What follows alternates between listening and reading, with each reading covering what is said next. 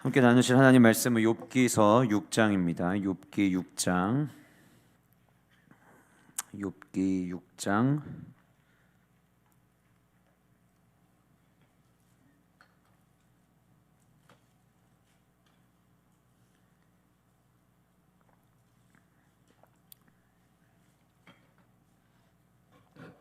제가 쉬운 성경으로 세 번역으로 제가 읽어드릴 거예요. 여러분들은 개역개정을 보시면서 같이 이런 내용이구나, 조금 더 여러분들이 이해하시기 쉽게 본문을 좀 같이 보면서 같이 말씀을 나누도록 하겠습니다.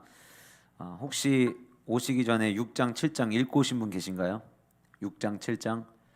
네, 한 명?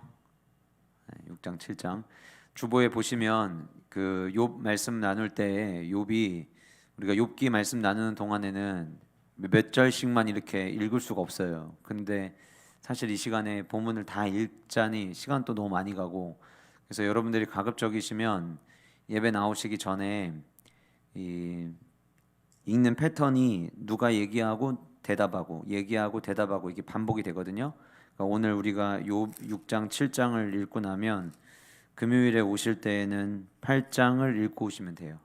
그 다음에 9장 10장을 읽으시고, 근데 8장에서부터 10장까지 한 번에 같이 다룰 수도 있으니까 금요일에는 8장부터 10장까지를 읽고 오세요.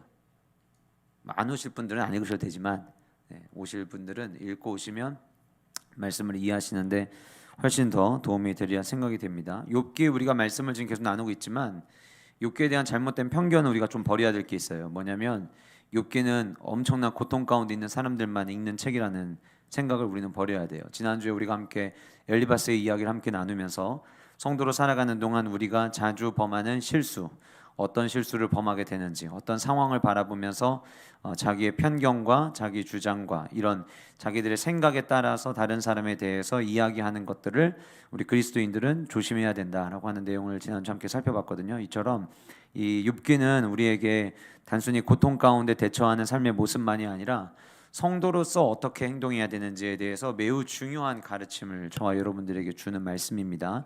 우리가 삶을 살아가는 삶의 목적은 주님 닮아가는 거죠. 하나님 나라 백성답게 살아가는 거죠. 그러니까 욥의 말씀은 우리에게 너무나도 중요한 말씀이 된다라고 하는 거예요. 여러분들 기억하시면서 말씀을 같이 읽도록 하겠습니다. 제가 세 번역을 읽어드릴게요. 욥이 대답하였다. 내가 겪은 고난을 모두 저울에 달아볼 수 있고 내가 당하는 고통을 모두 저울에 올릴 수 있다면 틀림없이 바다의 모래보다 더 무거울 것이니 내 말이 거칠었던 것은 이 때문이다. 전능하신 분께서 나를 관역으로 삼고 화살을 쏘시니 내 영혼이 그 독을 빤다. 하나님이 나를 몰아치셔서 나를 두렵게 하신다. 풀이 있는데 나귀가 울겠느냐? 꼴이 있는데 소가 울겠느냐? 싱거운 음식을 양념도 치지 않고 먹을 수 있겠느냐? 달걀 흰자위를 무슨 맛으로 먹겠느냐?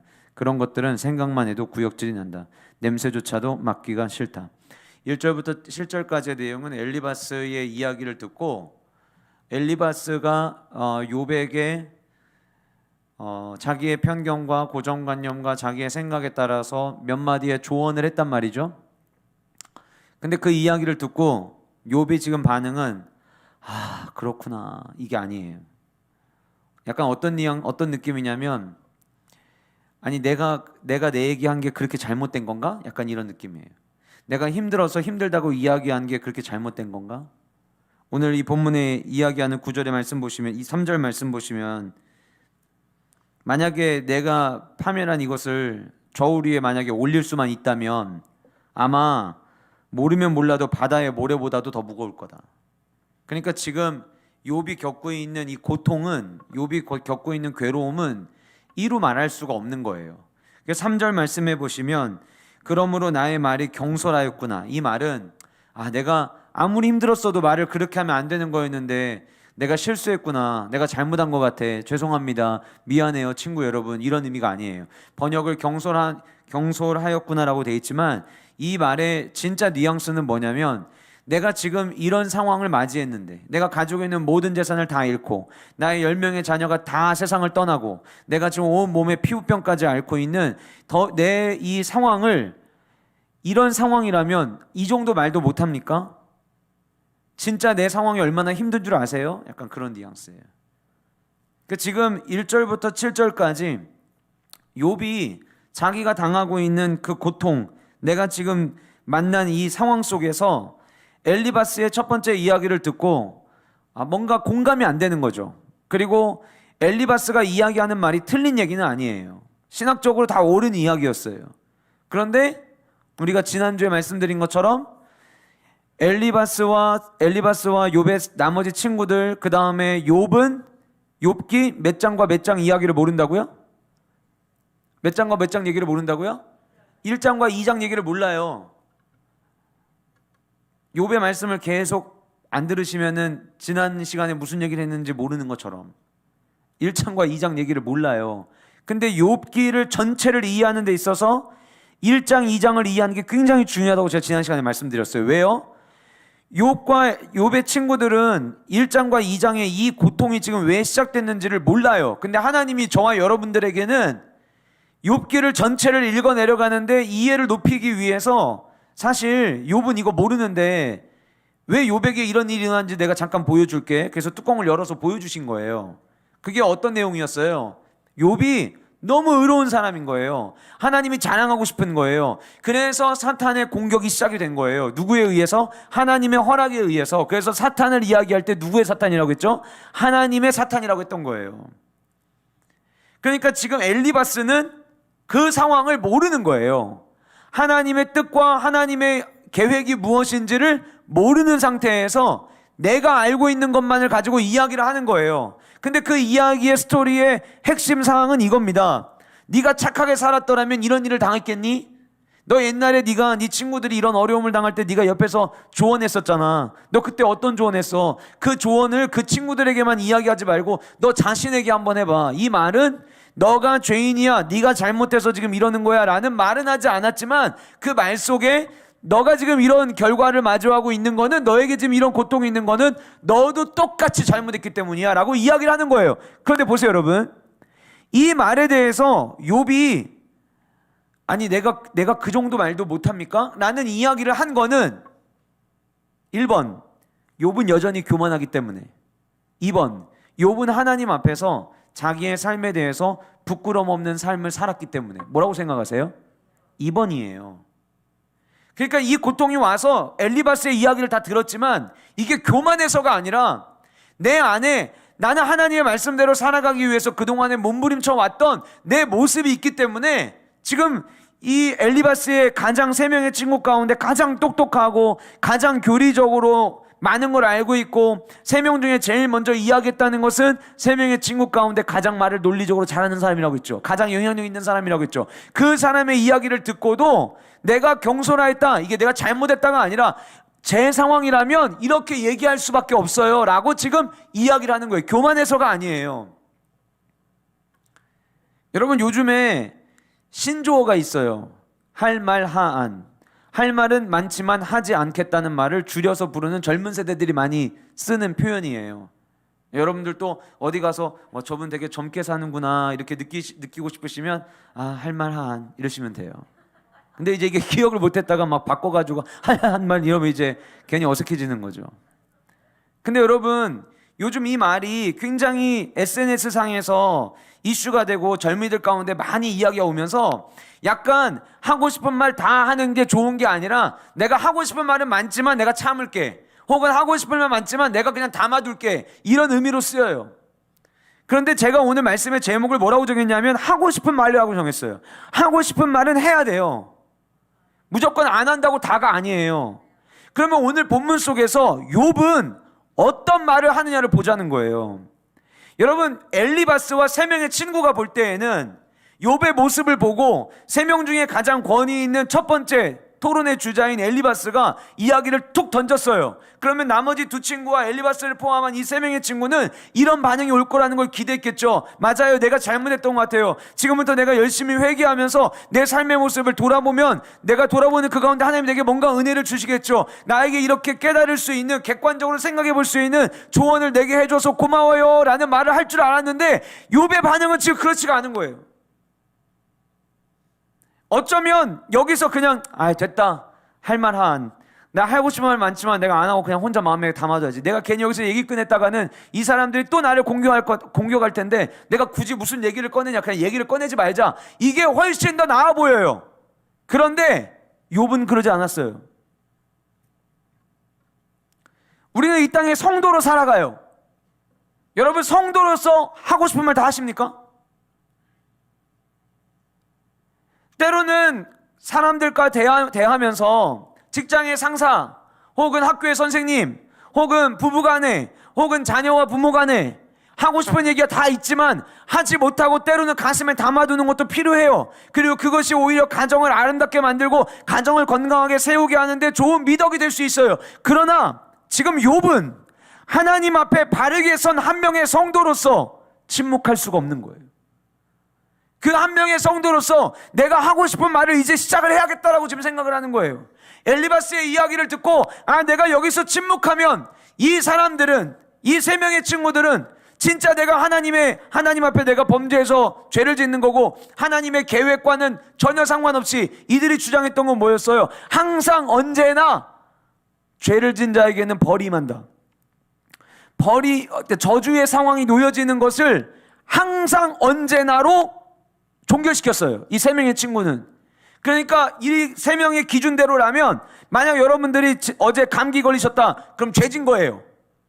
내가 만약에 넘어졌다, 죄진 거예요. 이 세 사람의 이야기대로라면 하나님은 항상 언제나 죄에 대한 보응을 하신다. 이 신학이면 밥 먹다가 돌 씹으면 회개해야 돼요. 내가 뭔가를 잘못했나 보구나. 돌을 씹자마자 주님, 돌 같은 내 마음을 부드럽게 하여 줘. 막 이러고 계속 그래야 돼요. 그런데 하나님의 계획은 그렇지 않다는 거예요. 물론 성경의 말이 틀리지 않죠. 우리 신명기를 계속 말씀 묵상하고 있는데, 여러분 신명기 말씀 28장 그냥 단순히 복에 대해서 쭉 나열하고 저주에 대해서 쭉 나열한 말씀을 읽으시면 안 돼요. 꼼꼼하게 읽어보셔야 돼요. 하나님의 말씀에 대해서 우리가 어떻게 대응하고 어떻게 반응할 때 하나님은 어떻게 일하시는지. 근데 신명기 28장의 신앙만이 만약에 전부라고 한다면 세 명의 친구의 주장이 옳아요. 근데 그렇지 않다는 거죠.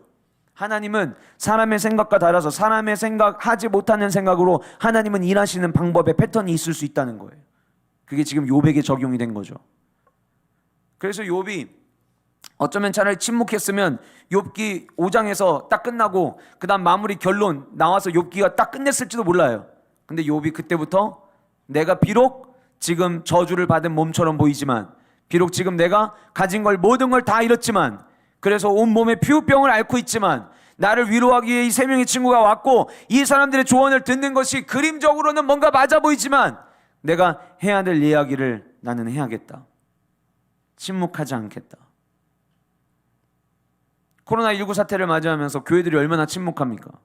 세상에 대해서 또 당당하게 얘기 못하고, 예배 드리는 거 잘못된 거 아닌데도 예배 드리는 것조차를 말하는 것이 뭔가 우리가 죄 짓는 것처럼 생각해서 세상을 향해 당당하게 이야기 못하고. 여러분, 요즘에 인터넷에 잘잘법이라는 채널이 있어요. 유튜브 채널. 보지 마세요. 보지 마시라고 알려드리는 거니까. 또 이렇게 잘잘법 보지 마세요 그러면 뭔데? 그리고 또 찾아보시는 분들 계실 텐데 보지 마세요. 제가 잘잘법에 그 강연하러 나오시는 목사님들이 약간의 노선이 자유주의 노선이 있다는 거는 알고 있었지만 때때로는 바른 말씀들을 하셔서 저는 이제 그거를 어떤 걸 보면서 걸러듣기도 하고 이런 얘기는 좋은 얘기 같다 이렇게 생각하기도 했는데, 최근에 100주년 기념교회에서 담임 목회하시다가 은퇴하셨던 이재철 목사님이 나오셔가지고 예배에 대한 이야기를 하셨는데 굉장히 잘못된 이야기를 하셨어요. 이정훈 교수가 저랑 똑같은 생각을 하고 영상을 올렸더라고요. 너무 고맙게도. 세상에 지금 교회가 막 욕먹으면은요, 자유주의, 진보주의에 있는 목사님들은 어떤 유튜브 영상을 찍냐면 세상 사람들이 듣기 좋아하는 멘트들을 자꾸 해줘요. 조회수 올라가게. 그 이정훈 교수가 이야기하더라고요. 이철 목사님한테. 목사님이 잘못 짚은 게 뭔지, 예배에 대해서 지금 어떻게 우리는 반응해야 되는지. 제가 우리 교회에서도 이번 현장 예배 드리는 이 문제 때문에 힘들어할 때 요한복음 4장 수가성 사마리아 여인의 예배에 대한 이야기를, 설교를 이번 코로나 시국에 저도 했었어요. 그 말씀의 의미가 뭔지, 그거 잘못 짚으면 현장 나가서 예배 드리지 않아도 괜찮은 것처럼 덮어버릴 수 있어요. 이재철 목사님이 그렇게 이야기를 하셨어요. 성경 해석 똑바로 해야 돼요. 내가 하고 싶은 대로 사람들의 인기를 끌기 위해서 이야기하면 안 돼요. 조회수는 올릴 수 있어요. 그러나 하나님의 백성으로서 그러면 안 돼요. 세상이 마치 교회가 전체 모든 코로나 바이러스 교회에서 퍼져나간 것처럼 이야기를 하니까 교회가 아무 얘기를 못해요. 성도들도 나가서 하고 싶은 이야기가 있어도 하지 못할 때가 너무나도 많아요. 그러나 사랑하는 성도 여러분, 내가 비록 고통 가운데 있다 할지라도 우리 이런 생각이에요. 내가 지금 상황이 꼴에 내가 지금 우리 집안 형편이 이런데 꼴에 내가 지금 아직 취직도 못했는데 꼴에 지금 내가 내 문제도 해결 못하고 있는데 내가 남들에 대해서 예수님 믿으세요 라는 말을 어떻게 부끄러워서 그래서 하나님 앞에 나와서 막 울면서 기도해요. 하나님 제게 복 좀 주세요. 저도 나가서 당당하게 이야기할 수 있게. 그러나 여러분, 세상이 보는 복이 내 안에 없을지라도 우린 당당해야 되는 거예요. 욥이요, 그때 당시를 보면 망했어도 너무 폭삭 망했어요. 그런데 할 얘기를 합니다. 어떤 이야기를 하느냐? 첫 번째, 욥은 자기 자신에게 하고 싶은 말을 합니다. 8절, 나의 간구를 누가 들어줄 것이며 나의 소원을 하나님이 허락하시랴. 제가 이거 쉬운 걸로 읽어드릴게요. 세 번역으로. 10절, 그것이 오히려 내게 누가 내 소망을 이루어줄까? 8절입니다. 하나님이 내 소원을 이루어주신다면 9절, 하나님이 나를 부수시고 손을 들어 나를 깨뜨려 주시면 그것이 오히려 내게 위로가 되고 이렇게 무자비한 고통 속에서도 그것이 오히려 내게 기쁨이 될 것이다. 나는 거룩하신 분의 말씀을 거역하지 않았다. 여러분, 이게 무슨 말이냐면요, 차라리 하나님이 나를 이대로 죽여주셨으면 좋겠다. 차라리 나를 완전히 깨뜨려 주셨으면 좋겠다. 나의 그냥 아예 없는 것처럼 나를 멸해 주시면 진짜 그렇거든요. 진짜 고통이 너무 심하면 그냥 지금 아무것도 이 고통을 느끼지 않게 이대로 세상 떠나면 얼마나 좋을까. 혹은 세상 떠나면까지 아니라면 지금 잠깐 기절하면 얼마나 좋을까. 진짜 고통이 심하면 충분히 이런 고백을 할 수 있어요. 그런데 그때 욥이 자기의 신앙의 고백을 이러한 고백 안에 담아서 살짝 이야기를 합니다. 그게 10절이에요. 뭡니까? 내가 거룩하신 이의 말씀을 거역하지 아니하였음이니라. 저는 이 욥기 6장을 읽어 내려가다가 이 10절에 있는 말씀을 읽으면서 마치 욥이 자기 자신에게 왜요? 왜 제가 이거를 나에게 하고 싶은 말이라고 생각했냐면 지금 친구들은 욥의 이야기를 들을 수가 없어요. 귀담아 듣지 않아요. 왜요? 그들은 이미 고정관념으로 세팅을 해놨어요. 생각의 틀 안에 벌을 받았다? 그러면 죄인. 이런 틀을 만들어 놨어요. 그러니 욥이 하는 이야기를 그들이 듣겠어요? 그런데 마치 친구들로부터 위로받지 못하는 욥이 자기 자신을 위로하듯 괜찮아. 너 잘해왔어. 저들이 뭐라고 해도 괜찮아. 너 당당할 수 있어. 라고 이야기하듯 10절의 말씀을 이야기하는 거예요. 내가 거룩하신 이의 말씀을 거역하지 아니하였음이니라. 제가 오늘 4가지 하고 싶은 말을 살펴볼 거거든요. 첫 번째는 나에게 하고 싶은 말, 두 번째는 친구에게 하고 싶은 말, 세 번째는 세상에게 하고 싶은 말, 네 번째는 하나님께 하고 싶은 말. 4가지를 살펴볼 거예요. 근데 4가지 중에 친구와 세상과 하나님께 욥이 그 다음 말들을 할 수 있었던 이유는 이 첫 번째가 있었기 때문이에요. 내가 주님의 말씀에 거룩하신 이의 그 말씀을 내가 거역하지 않았습니다.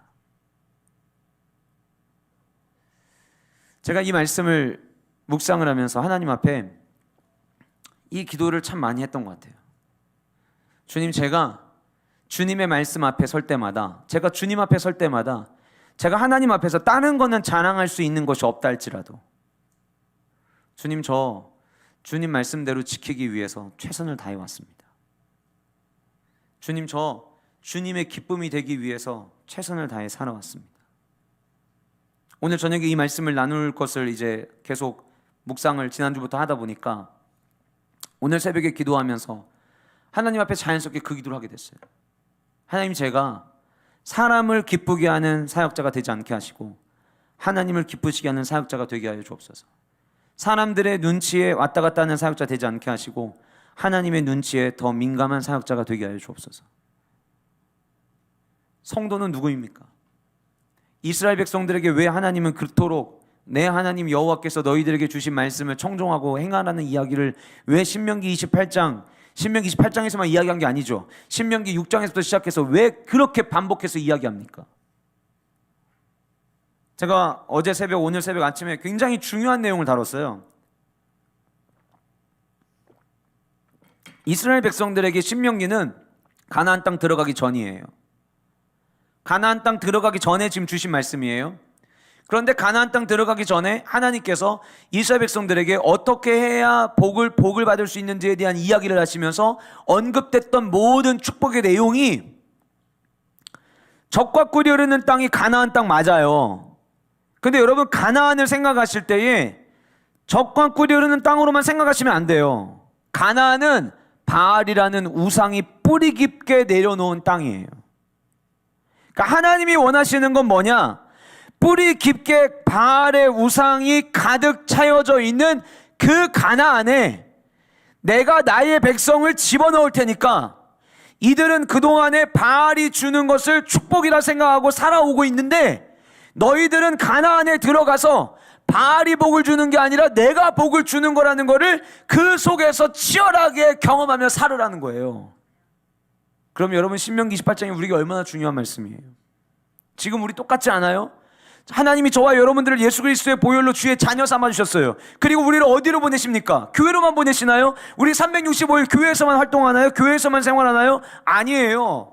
우리가 생활하는 곳은 주님을 알지 못하는 세상 속에 나가는 거예요. 세상은 어떤 곳이에요? 저마다 이렇게 하면 복받아, 이렇게 하면 성공해, 이렇게 하는 게 잘 되는 거야, 이렇게 하는 교육이 좋은 교육이야, 이렇게 해야 자녀들을 성공할 수 있어. 이게 세상 이야기예요. 하나님은 저와 여러분들에게 그 세상의 방법으로 성공하기를 원하시는 게 아니라는 거예요.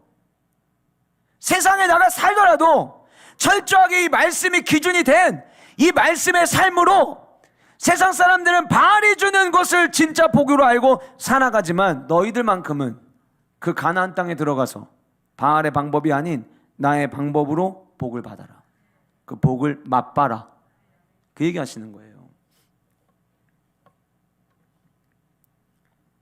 그래서 하나님께서 신명기 말씀을 통해서 이스라엘 백성들에게 끊임없이 강조하시는 게 순종해라, 행동해라. 왜요? 가나안 땅에 들어가가지고 바알이 뿌리 내리고 있는 그 땅에서 하나님의 백성으로서의 삶을 살아가려면 달라야 될 거 아니에요.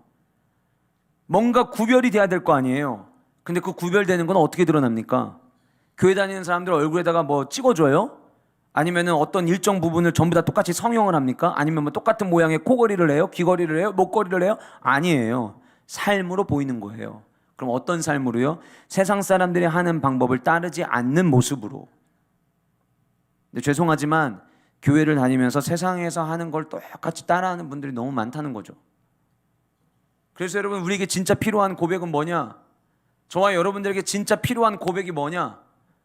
하나님, 내가 거룩하신 이의 말씀을 거역하지 아니하였습니다라고 고백할 수 있는 성도 되게 하여 주옵소서. 2020년도 2달 남았습니다. 어른, 아이 할 거 없이 하이파이 애들도 얘기하더라고요. 목사님, 2020년은 진짜 금방 지나간 것 같아요. 코로나 하다가 끝난 것 같아요. 그렇게 바쁘게 살고 분주하게 살고 마스크 쓰고 다니다가 이제 2달 남았어요. 여러분, 이제 우리는 남은 2달과 더불어 다가오는 2021년 어떻게 살아가야 될지에 대해서 준비해야 될 시기를 맞이하고 있어요. 2021년은 여러분들에게 어떤 해가 되기를 원하세요? 여러분들의 자녀들에게는 어떤 해가 되기를 원하세요? 여러분들의 부모님에게는, 여러분들의 배우자에게는 어떤 해가 되기를 원하세요? 저는 우리 교회가 주님 앞에 그 어느 때보다도 말씀으로 순종하는 해가 될 수 있기를 주님의 이름으로 축복합니다. 하나님께서 예비해 놓으신 그 축복의 땅 가나안 땅을 향해 들어갈 때 핵심은 순종이었어요. 내가 얘기해도 이 친구들은 못 알아듣겠지. 그런데 얘기합니다. 나는 너희들이 생각한 그대로 내가 죄를 져서 이렇게 지금 벌을 받는다고 생각하지 않아. 이유는 나는 거룩하신 이의 말씀을 따르기 위해서 내 삶을 걸었어. 늘 내 삶의 우선순위는 주님의 말씀에 순종하는 거였고, 늘 내 삶의 우선순위는 하나님의 앞에서 말로도 범죄하지 않는 거였어. 이게 무슨 얘기예요? 말로도 하나님께 기쁨이 되는 삶을 살았다는 거예요. 그래서 그렇게 자기의 삶을 고백해요. 나 주님의 기쁨 되기 원합니다. 내가 원하는 것 주님 단 한 가지. 주님의 기쁨 되게 하여 주옵소서. 이것이 저와 여러분들의 고백이 될 수 있기를 주님의 이름으로 축복합니다. 두 번째로 친구들에게 하고 싶은 말을 합니다. 본문을 다 읽으면 너무 좋겠지만 14절 말씀 보실까요? 낙심한 자가 비록 쉬운 성경 제가 읽어드릴게요. 14절 내가 전능하신 분을 경외하든 말든 내가 이러한 절망 속에서 허덕일 때야말로 친구가 필요한데 15절 친구라는 것들은 물이 흐르다가도 마르고 말랐다가도 흐르는 개울처럼 미덥지 못하고 배신감만 느끼게 하는구나. 지금 친구들이 와서 처음에는 7일 동안 아무 말도 안 하고 같이 울어줘서 마음의 문이 열렸어요. 그래서 자기의 고통을 나눴어요. 근데 돌아온 것은 가슴을 함께 나누는, 가슴 뜨겁게 위로해주는 친구들의 모습이 아니라 자기를 정죄하는 친구들의 모습이 보였던 거예요.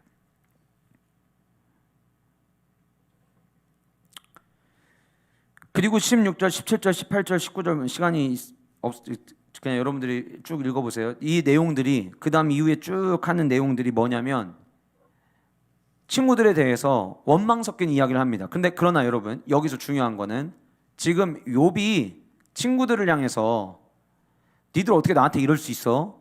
그냥 단순히 너희들 정말 해도 해도 너무한 거 아니야? 라고 신세한탄하는 게 아니라는 거예요. 지금 여러분 오늘 말씀 속에 보시면 21절 말씀 보실까요? 이제 너희는 아무것도 아니로구나. 위에 지금 물가에 대한 이야기를 했어요. 물가에 대한 이야기라고 16절에는 얼음이 녹으면 흙탕물 흐르고 눈이 녹으면 물이 넘쳐 흐르고 날이 더워지면 쉬 마르고 날이 뜨거우면 흔적조차 없어지고 많은 개울, 이랬다 저랬다 하는 그 개울의 습성들에 대한 이야기를 쭉 하고 난 다음에 마치 너희들의 행동이 이 개울과 같다는 거예요. 이 물가와 같다는 거예요. 그 21절이에요. 이제 너희가 이 개울과 무엇이 다르냐? 너희가 내 몰골을 보고서 두려워 떨고 있지 않느냐? 22절 내가 너희더러 이거 내놓아라 저거 내놓아라 한 적이 있느냐? 너희의 재산을 떼어서 내 목숨 살려달라고 말한 적이 있느냐? 아니면 원수의 손에서 나를 건져달라고 하기를 했냐? 폭군의 세력으로부터 나를 속량해달라고 너희들에게 부탁하기라도 했느냐? 근데 친구들이 조용해요. 24절 어디 알아듣게 나한테 말 좀 해봐라. 내가 귀 기울여 듣겠다. 내 잘못이 무엇인지 말해보아라. 25절 바른 말은 힘이 있는 법이다. 그런데 너희는 정말 무엇을 책망하는 것이냐? 너희는 남의 말 꼬투리나 잡으려는 거 아니냐? 절망에 빠진 사람의 말이 난 바람과 같을 뿐 아니냐? 너희는 구하라도 제비를 뽑아 노예로 넘기고 이익을 챙기는 일이라면 친구라도 서슴지 않고 팔아넘길 자들이다. 내 얼굴 좀 봐라. 내가 얼굴을 맞대고 거짓말이 하겠느냐?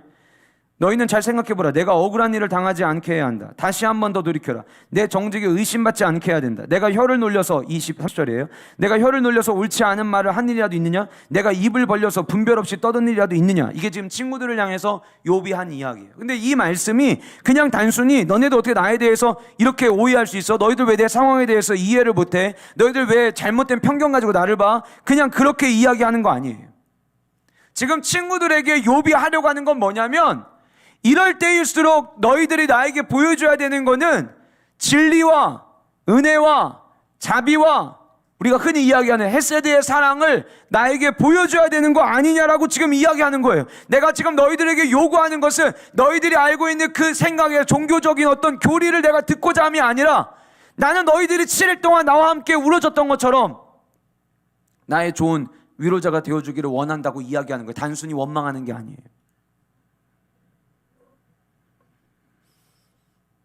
지난주에도 살펴본 것처럼 성도는 성도에게 기댈 수 있는 버팀목이 되어줘야 돼요.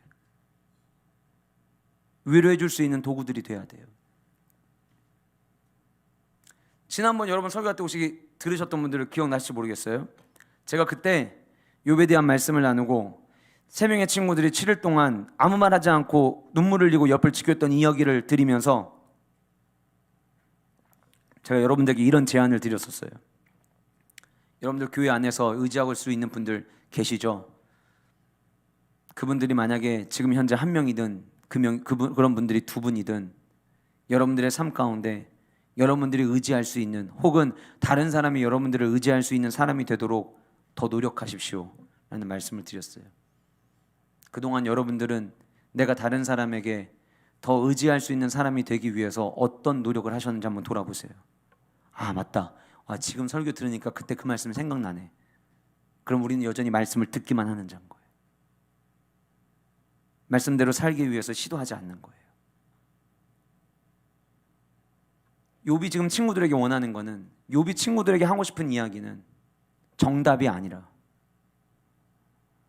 난 이런 거 알고 있어, 이럴 땐 이렇게 해야 돼, 공식을 원하는 게 아니라, 지금 욥이 친구들에게 원하는 것은 그저 마음을 나누는 사랑이 있기를 원하는 거예요.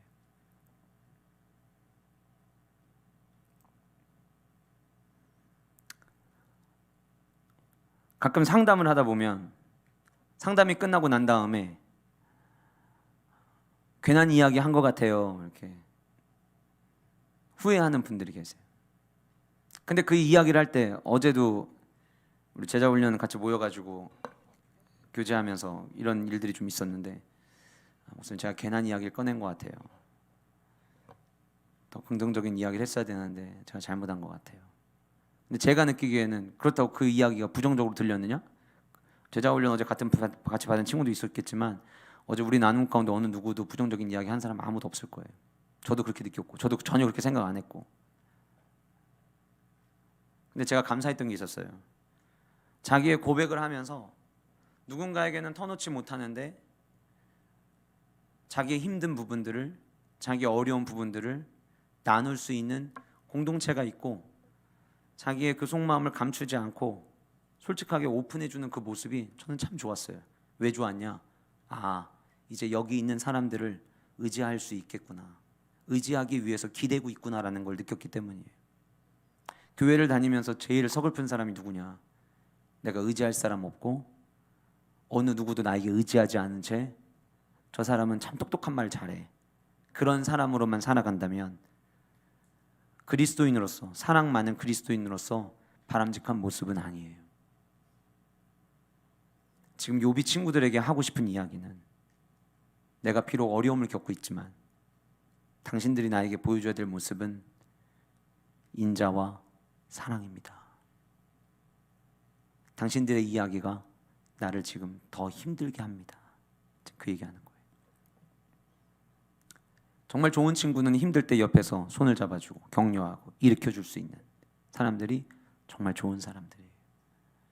저는 우리 세종항의 모든 성도님들이 서로가 서로에게 그런 존재들이 될 수 있기를 주님의 이름으로 축복합니다. 오늘 새벽 예배 끝나고 나서 이민순 장로님, 우리 아이들이 문자가 왔어요. 목사님 감사합니다. 새벽에 오늘 같이 기도하는데 기도하면서 같이 기도해주는 교회 공동체가 있다는 게 너무 행복하고 너무 감사했다고 문자가 왔더라고요.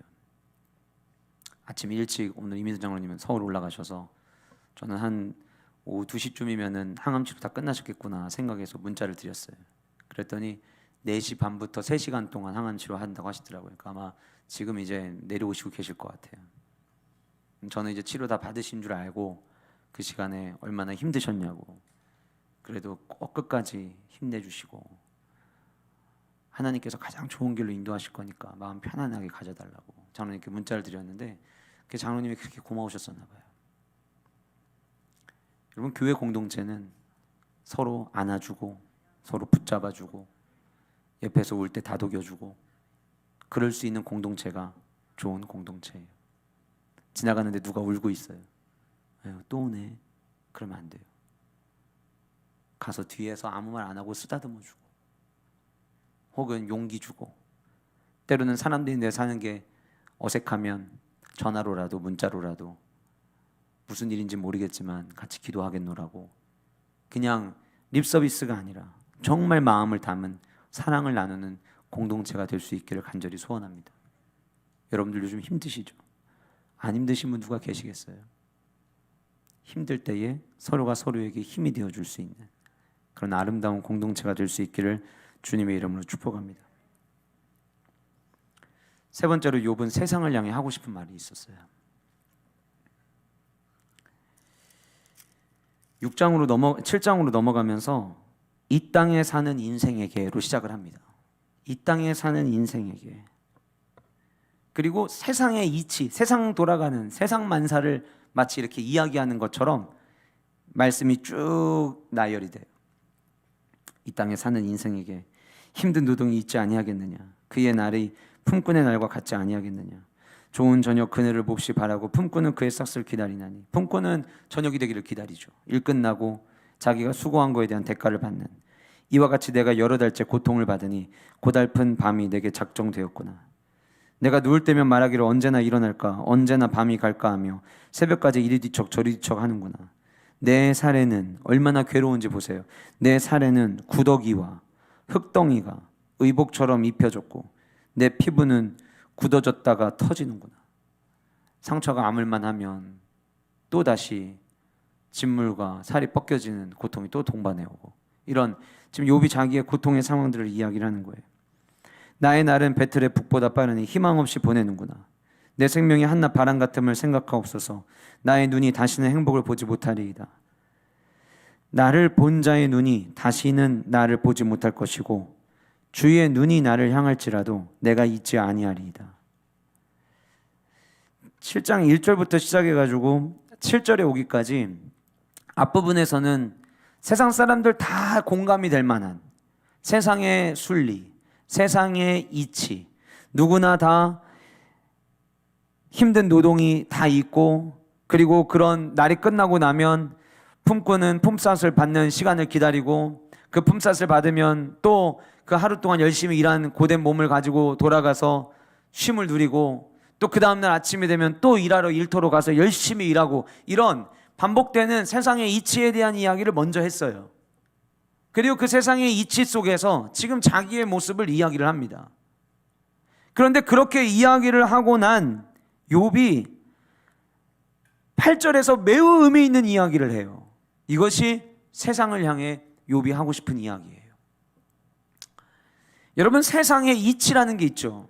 마치 누가 정해놓은 룰은 아니지만 굳이 법이라고 정하지 않아도 세상에서 흘러가는 흐름들, 아침이 되면 모두가 다, 물론 아침이 돼서 잠자리에 들어가시는 분들도 계시겠지만 아침이 되면 새로운 하루를 맞이하고 사람들이 바쁘게 일어나서 자기의 일터로, 학교로 분주하게 나가는 모습. 그래서 아침이 되면 늘 생동감이 있죠. 그게 세상의 흐름이에요.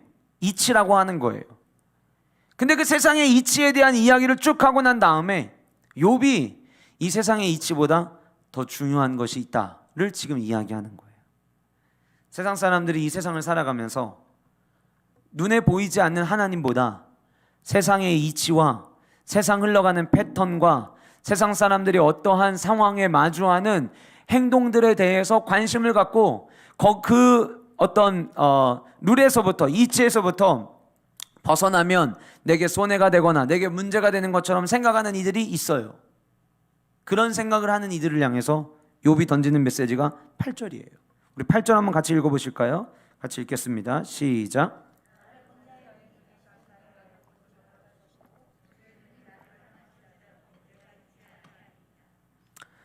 나를 본 자의 눈이, 처음에는 나를 본 자의 눈이라고 했다가 그 다음에는 주의 눈이 라고 이야기를 해요. 주의 눈이 나를 향하실지라도 내가 잊지 아니하리이다. 구름이 사라져 없어진 같이 서울로 내려가는 자는 다시 올라오지 못할 것이오니 그는 다시 자기 집으로 돌아가지 못하겠고 자기 처소도 다시 그를 알지 못하리이다. 내용은 여전히 뭔가 결정된 게 하나도 없는 것처럼 보이는 것처럼 보이지만 욥은 자기의 상황 속에서 주님의 눈을 이야기하고 있어요. 무슨 얘기입니까? 세상의 이치가 있지만 이 세상의 이치보다 더 중요한 게 있다는 거예요. 그게 무엇이냐면 나를 바라보시는 주님의 눈. 세상 사람들이 나를 어떻게 보고 내가 지금 어떤 패턴으로 살아가고, 이거 중요해요. 그거보다 더 중요한 것은 내가 하나님이 나를 어떻게 보시는지, 나를 바라보고 계신 그 주님의 눈. 그러니 보세요 여러분, 욥이 욥기 1장과 2장에서 또 앞으로 계속해서 살펴보겠지만 욥은 늘 하나님 앞에서 최선을 다해 바로 서기 위해 했습니다. 욥은 늘 생각하는 거예요. 뭘 생각해요? 코람데오를, 하나님 앞에 서 있는 나를 생각하는 거예요. 지금 앞에 누가 있어요? 친구들이 있어요. 지금 누가 나를 봐요? 친구들이 나를 바라봐요. 그런데 그 친구들이 바라보는 내가 중요한 게 아니라 주님의 눈이 나를 어떻게 보시냐가 더 중요한 거예요. 부모님들, 우리 자녀가 나를 어떻게 볼까? 중요하죠. 근데 부모님들에게는 하나님이 나를 어떻게 보실까? 하나님은 나를 어떤 부모로 보실까? 사업하시는 분들, 고객이 나를 어떻게 볼까? 중요하죠. 주님은 사업의 자리에 청지기로 앉혀놓은 나를 어떻게 보실까? 이게 더 중요한 거예요. 세상의 이치보다, 세상의 흐름보다 더 중요한 것이 주님의 시선이라는 거예요. 사랑하는 성도 여러분, 보이지 않는다고 존재하지 않는 게 아니잖아요. 저는 아직까지 태어나서 한 번도 공기를 눈으로 본 적이 없어요. 그러나 공기가 있다는 걸 저는 믿어요. 제가 숨쉬고 있기 때문에. 아직까지 한 번도 하나님을 눈으로 직접 뵌 적은 없어요. 그러나 하나님이 일하심의 순간순간을 삶 가운데 경험하다 보니까 이런 일들이 쌓이고 쌓이고 또 쌓이다 보니까 부인할 수가 없어요. 그럼 자연스럽게 어떠한 무엇인가를 결정할 때 모든 일을 그렇게 하지 못한다 할지라도 주님이 기뻐하시는 것이 무엇인가에 대해서 한 번 더 생각하고 한 번 더 점검하고. 왜요? 나를 바라보고 계시는 주님의 눈이 있기 때문에. 사랑하는 여러분, 오늘 하루도 아침에 눈을 떠서 저와 여러분들 여기 오기까지 주님은 저와 여러분들의 삶을 다 지켜보셨습니다. 내일도 주님은 불꽃 같은 눈동자로 저와 여러분들의 삶을 감찰하실 거예요. 사람들은 속일 수 있지만 우리 주님은 절대 속일 수 없습니다. 우리가 세상 이치에 그르지 않기 위해 최선을 다해 살아가는 것만큼, 아니 그거보다 더 간절히 주님의 눈에 아름다운 신랑이 오시기를 기다리는 신부의 삶을 내가 살기를 원합니다. 이 고백이 저와 여러분들에게 있기를 주님의 이름으로 축복합니다. 요즘 속도를 30도로 곳곳을 낮춰놓으면서 눈들이 많아졌어요. 눈들이 왜 이렇게 많아졌나 몰라요. 아직 카메라 내비게이션이 업데이트가 안 돼가지고 카메라에 있는 거를 아직은 못 알려주고 있어요. 그러니까 어떻게 하게 돼요? 예전에는 카메라 있는 데서 얘가 알림을 해주니까 알아챘는데 지금은 진짜 정신 똑바로 차리고 도로를 갈 때마다 그나마 한 번 가본 길들은 그나마 난데 그러지 않은 길을 갈 때에는 먼저 속도부터 확인하고 도로 위에 카메라 있는 거 확인해야 돼요. 민감해야 돼요. 야, 카메라 진짜 많이 생겼구나. 여기 지하도 내려가가지고 우성 아파트 올라가자마자 거기도 원래 카메라 없었는데 거기도 카메라 생겼어요. 카메라 엄청 많아졌어요. 아침에 새벽에 운동하러 갔는데 전사님들이랑 운동하는데 거기 카메라가 생겼더라고요. 야, 여기도 속도 30이고 여기도 카메라 달아놨네. 그때 제 아내, 카메라 몇 개만 있어도 우리의 삶이 그렇게 조심하게 되는데 하나님은 따로 카메라를 설치하지 않으셔도 내가 어디서 뭘 하는지 다 보셔요. 그런데 그렇게 조심하지 않고 그냥 살아요. 아무렇지도 않게 그저 세상의 흐름에 맞게 살면 된다고 생각하고. 그러나 우리 하나님은 저와 여러분들을 다 보고 계십니다. 교회 안에서의 우리의 행동이 중요한 게 아니에요. 교회 밖에서 나의 삶의 모습이 중요한 거예요. 날마다 나를 감찰하시는 주님의 눈이 있음을 바라보며 살아갈 수 있는 은혜가 저와 여러분들 가운데 있기를 주님의 이름으로 축복합니다. 마지막으로 하나님께 하고 싶은 말.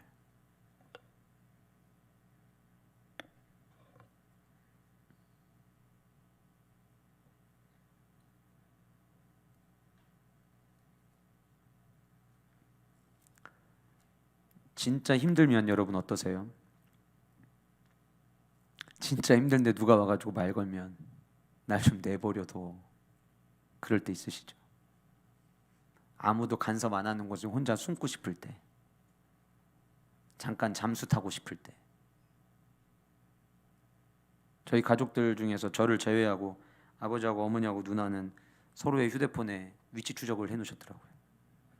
그래서 어느 날 저에게 가족에 무슨 일이 생겼을 때 안전을 위해서 너도 깔아라 그러는 걸 그 이후로 계속 못 들은 척하고 있어요.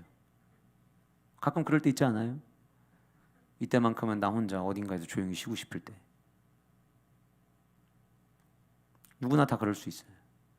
욥이 하나님께 이렇게 이야기합니다. 7장 12절부터. 내가 바다니까? 내가 바다 괴물입니까? 주께서 어찌하여 나를 지키시나이까? 혹시 내가 말하기를 내 잠자리가 나를 위로하고 내 침상이 내 수심을 풀리라 할 때 주께서 꿈으로 나를 놀라게 하시고 환상으로 나를 두렵게 하시나이다. 이러므로 내 마음이 뼈를 깎는 고통을 겪으니 차라리 숨이 막히는 것과 죽는 것을 택하리이다. 내가 생명을 싫어하고 영원히 살기를 원하지 아니하오니. 주님, 저 이렇게 사는 거 별로 그렇게 좋지 않습니다. 저 이렇게 살고 싶지 않습니다. 나를 놓으소서. 나를 놓으소서. 무슨 얘기예요? 하나님, 이제 저 그만 내버려 두시면 안 돼요? 왜 이런 고통을 주시는지 모르겠지만 지금 저는 차라리 죽는 게 낫습니다. 너무 힘듭니다.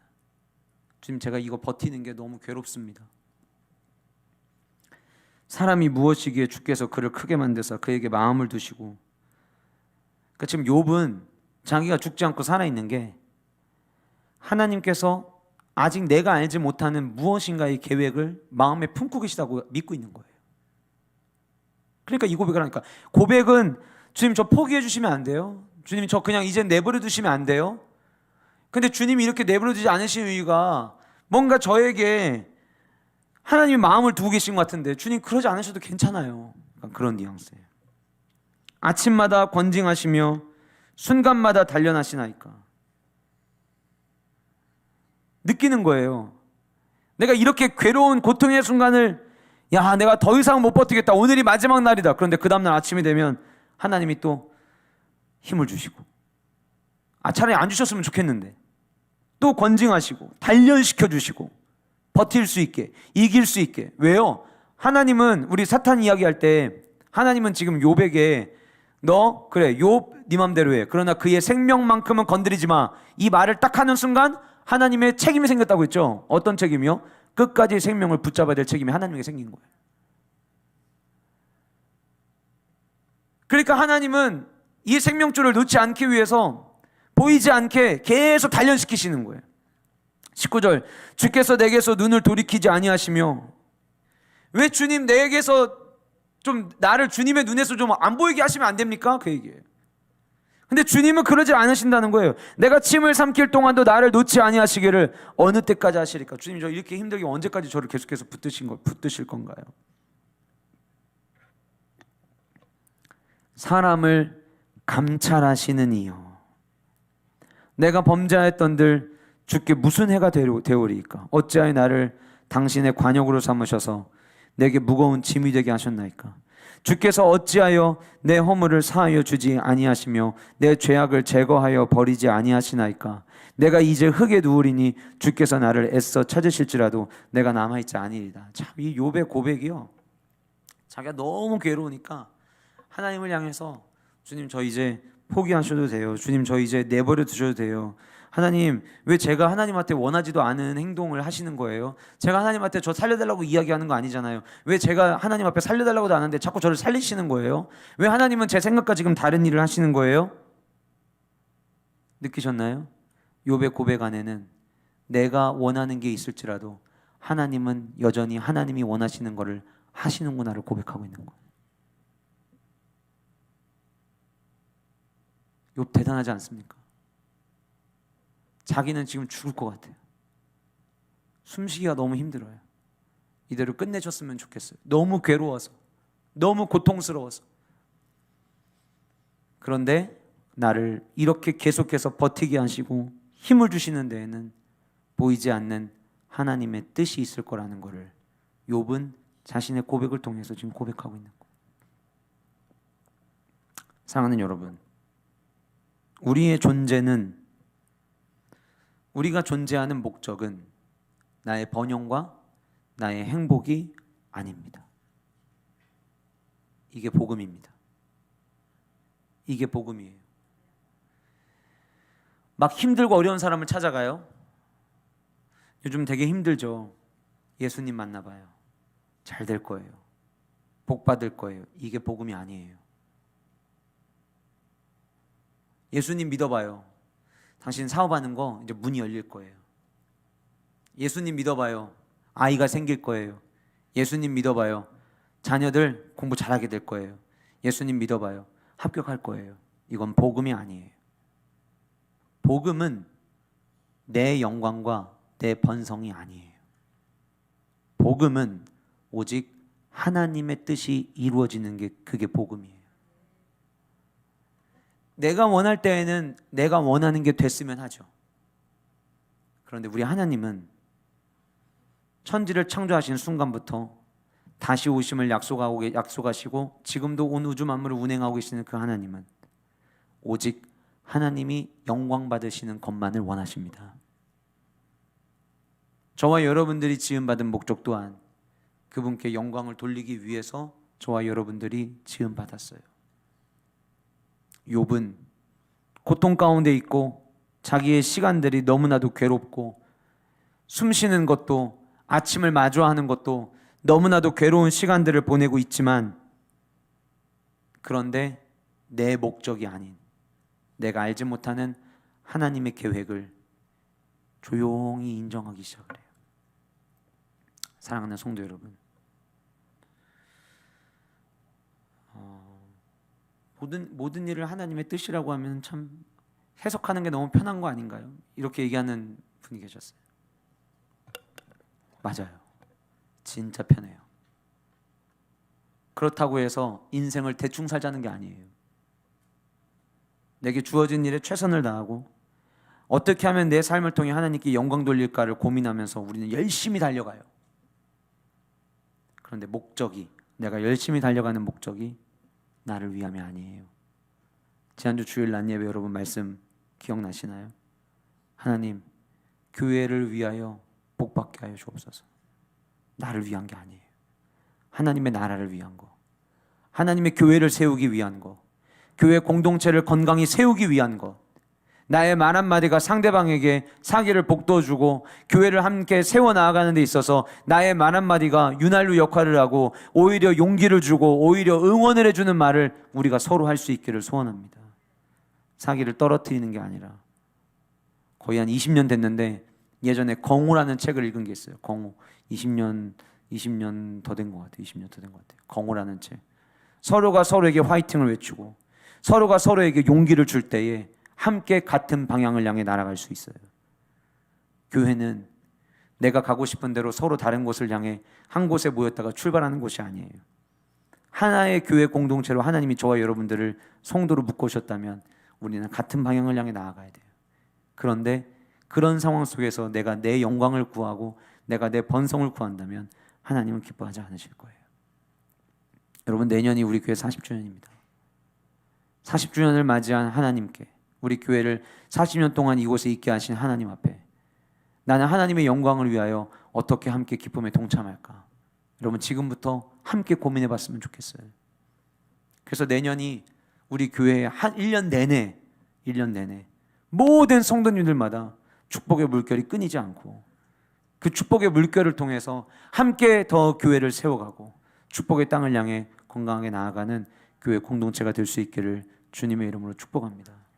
나 자신을 향해서는 내가 거룩한 하나님의 말씀을 따랐노라고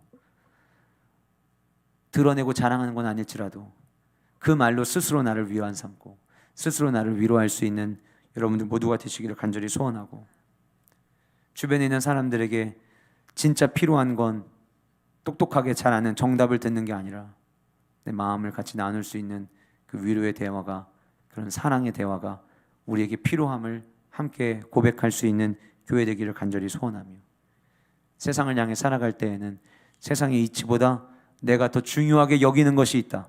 바로 나를 바라보시는 주님의 눈.